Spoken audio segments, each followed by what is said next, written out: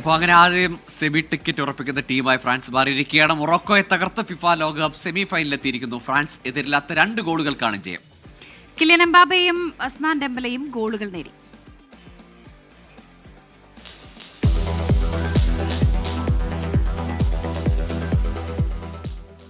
American മണ്ണിൽ വീശിയടിച്ച African കാറ്റിനെ വകവയ്ക്കാതെ ഫ്രഞ്ച് പടയാളികൾ മുന്നോട്ട്. ആദ്യ പകുതിയിലുടനീളം ഉരുക്കുകോട്ടയെന്നോണം ഉറച്ചുനിന്ന മൊറോക്കൻ പ്രതിരോധ നിരയെ വിറപ്പിച്ച കിലിയൻ കൊടുങ്കാറ്റ് ആഞ്ഞടിച്ചു. തകർന്നു വീണ മൊറോക്കോയ്ക്ക് ശ്വാസമെടുക്കാൻ പോലും സമയം ലഭിച്ചില്ല. 66-ാം മിനിറ്റിൽ ഉസ്മാൻ ഡെംബലയുടെ കാലുകളിൽ നിന്ന് അടുത്ത പ്രഹരം. എതിരില്ലാത്ത 2 ഗോളുകൾക്ക് മൊറോക്കോയുടെ പതനം പൂർണ്ണം.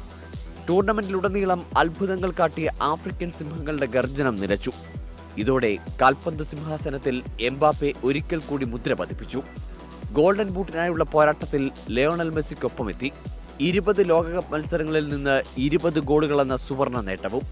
ലിയോണൽ മെസ്സിക്ക് ശേഷം 20 ഗോൾ നേടുന്ന ആദ്യ താരമെന്ന പ്രത്യേകതയും എംബാപ്പയെ തേടിയെത്തി.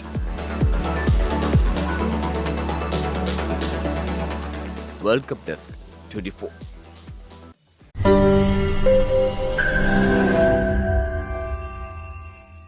ലോകത്തെവിടെയായാലും ഏത് സമയത്തും 24 വാർത്തകളും ഓഗ്മെന്റഡ് റിയാലിറ്റി പാക്കേജുകളും എക്സ്പ്ലെയിനറുകളും വിശദമായി കാണാൻ ഞങ്ങളുടെ യൂട്യൂബ് ചാനൽ നിങ്ങൾക്ക് സബ്സ്ക്രൈബ് ചെയ്യാം.